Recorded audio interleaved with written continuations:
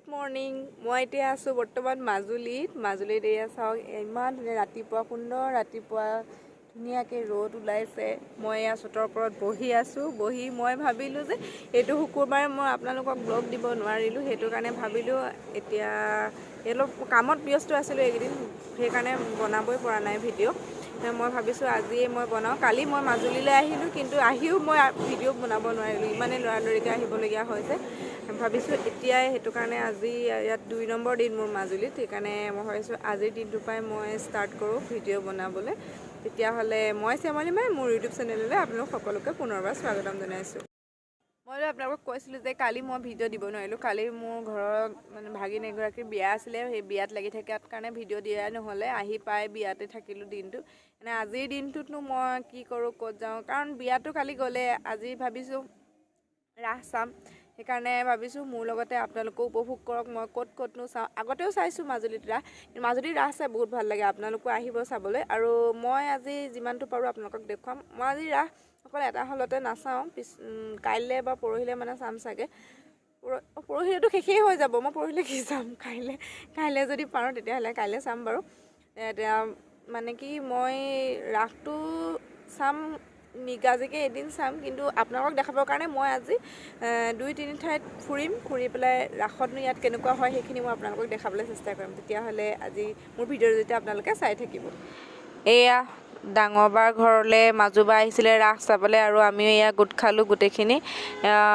গোটেই ককাই বাই ভনীয়ে ফটো মাৰি আছে, আৰু এয়া লগতে ভাগিন ডাঙৰবা আৰু মাজুবাৰ ল'ৰা ছোৱালীখিনি গোটেইকেইটা লগ খাই ফটো মাৰিছে। ফাইনেলি এয়া আমি ৰাস চাবলৈ আহি আছোঁ, বাইকে আহি আছোঁ আমি 7জন মানুহ। গোটেইখিনি আমি দেখাম বাৰু কোন কোন আহিছোঁ আপোনালোকক পিছৰ ভিডিঅ'ত। এতিয়া আমি যাম চামগুৰিলৈ ৰাস চাবলৈ। চামগুৰিত মুখা ৰাস হয়, আজিলৈকে চাই পোৱা নাই, এতিয়া ব'লকচোন চাওঁ। এয়া আমি আহি চামগুৰি সোমালোহি। এয়া আমি এতিয়া ৰাসৰ মণ্ডপৰ ওচৰলৈ যাম। ৰাসৰ মণ্ডপলৈ বহুত দূৰ আছে, তাৰ আগত এয়া ইমান ধুনীয়াকৈ দোকান দিছে দেখিছেনে, সকলো বস্তু ওলাইছে ইয়াত। আমি 7জন আহিছিলোঁ। এয়া ত্ৰিদীপ দা, মানসৰ লগৰ, এয়া মানস, এজন ভাইজান দা বুলিয়ে মই জানিছোঁ, আৰু বেলেগ নাজানো। এইজন হ'ল ধন দা, আৰু এইজন নিযুত দা, মানসৰ লগৰ হয় এই দুইজন। আৰু আমি গোটেইখিনি, আৰু এজন দাদা আছে, তেখেতক দেখাবই পৰা নাই, তেখেত পাছতে থাকিলে। আমি গোটেইখিনি গোট খাই পেলাই এতিয়া গৈ আছোঁ।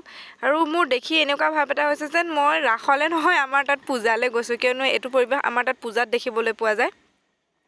এতিয়া ইয়াত জেলেপি ওলাইছে চাওকচোন, আমাৰ তাত ওলোৱা জেলেপি ওলাইছে। আপুনি যি বস্তু বিচাৰে, কাপোৰৰ পৰা আপুনি দা কুঠাৰ আদি কৰি যি বস্তু বিচাৰে চব পোৱা যায়, চব ওলাইছে ইয়াত। মানে মেলা হৈছে বুলি ক'ব পাৰি আৰু আমি যাওঁচোন ব'লক। ইয়াত আমি চামগুৰিত য'ত চাবলৈ আহিছোঁ, ইয়াত মুখা ৰাস হয় বুলি শুনিছোঁ, কিন্তু কেনেকৈ হয় দেখি পোৱা নাই। ব'লকচোন ময়ো চাওঁ আৰু আপোনালোককো দেখুৱাওঁ কেনেধৰণেনো মুখা ৰাস হয় চামগুৰি সত্ৰৰ কাষতে আছে হলটো, তাতে হয় ষ্টেজত। এতিয়া আমি এয়া হ'ল সত্ৰৰ ভিতৰ ভাগ। সত্ৰৰ ভিতৰতো কিছুমান মানুহে বহি চাই আছে, কাৰণ সত্ৰৰ কাষতে য'ত ষ্টেজটো আছে। এয়া চাওকচোন মুখা ৰাস, মানে ইয়াত ভাৱৰীয়াসকলে বেছিভাগে মুখা পৰিধান কৰে।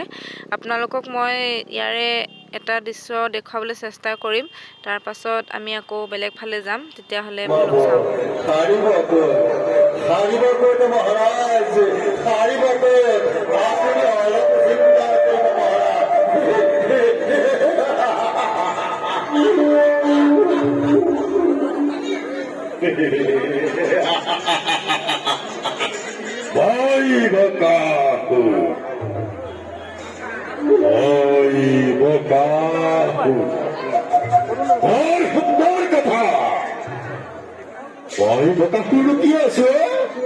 মহাৰাজৰ দাস হৈ এনেই দুৰৱস্থা মাৰি সহ্য কৰিব নোৱাৰো।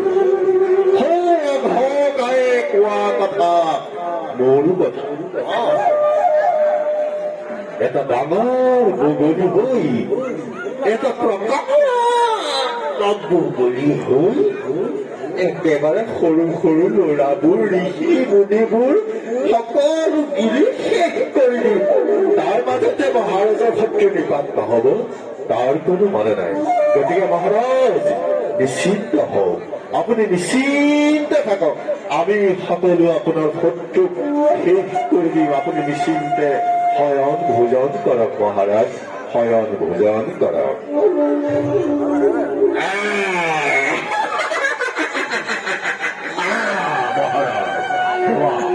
মহাৰাজ মই হলো চক্ৰবাত সকলো জানে চক্ৰবাতৰ সেই বতাহ চাকিৰ কথা মহাৰাজ মহাৰাজ আপুনি নিশ্চিত থাকক মহাৰাজ আপুনি নিশ্চিত থাকক মোৰ যিহে বুদ্ধি আছে মহাৰাজ ওপৰলৈ গৈ ঘূৰাই ঘূৰাই ঘূৰাই ঘূৰাই ঘূৰাই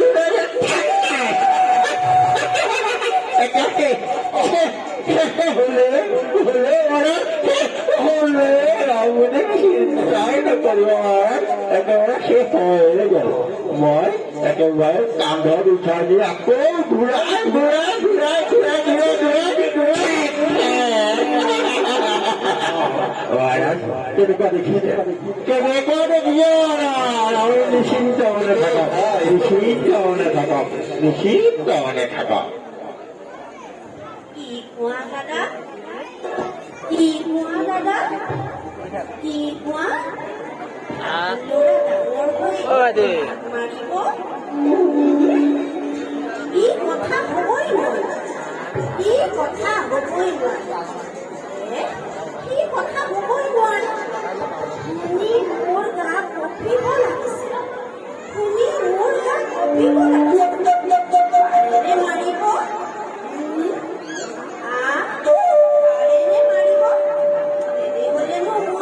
তোমাৰ চেনেহৰ নৈয়া কৰিবই মৰিলে নেকি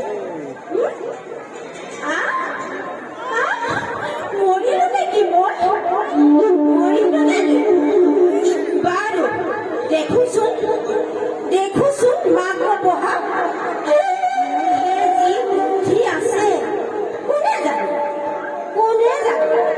মাক বহা সি ডাঙৰ হ'বলৈকে নাপায় মাকৰ গাখীৰ খাবলৈকে নাপাব মইহে তাক অমৃত গাখীৰ খুৱাই খাবলৈকে নাপাব মইহে তাক অমৃত গাখীৰ খুৱাম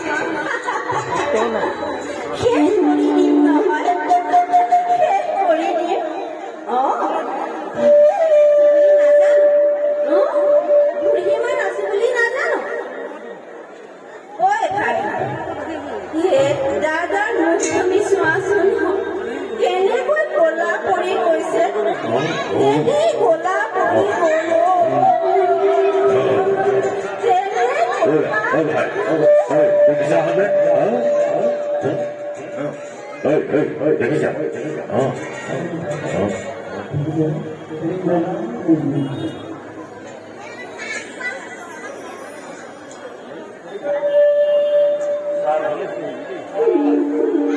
অৱস্থলে মই এতিয়াও দেখা নাই মোৰ নিমিত্ত মহাবীৰ কলম্ব যোৱা অতি শীঘ্ৰে তেওঁক সভাস্থলে লৈ আহা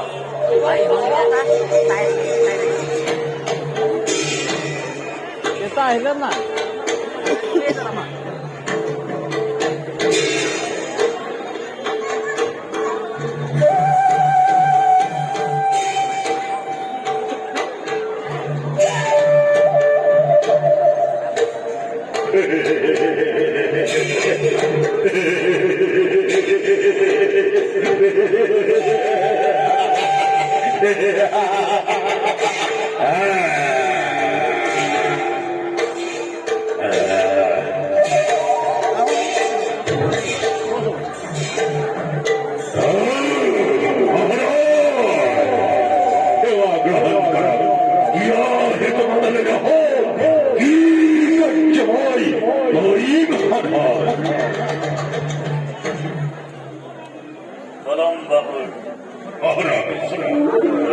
মানে করে শোনা যথে তোদের জন্মি সেবর কালো আরে উচিত ব্যবস্থা করার হেতু তোমার মই নিমন্ত্রণ জোগাড় হওয়া কেনে ধরে তুমি কি ব্যবস্থা করিবা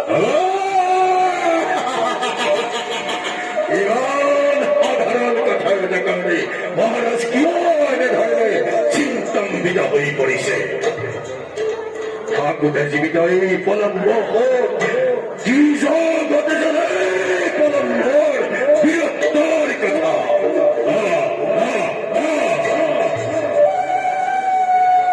এই মুহূৰ্ততে গৈ মহাৰাজৰ ভদ্ৰ যতেই আছে তৎক্ষণাৎ মই এইফালৰ পৰা মতিমূৰ কৰি সেই সংযোগ মই নিৰ্গত কৰি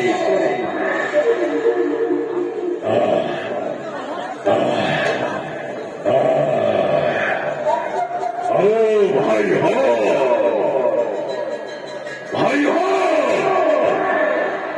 মনীষা এই মহারাজর দুর্বার আদে কথা বিলম্ব করার কোন প্রয়োজন নহেতু সকল মূল সাজু হওয়া উঠা সকলে এই মুহূর্ততে গৈ যতেই আছে সেই কৃষ্ণ ভোট কৰিব লাগে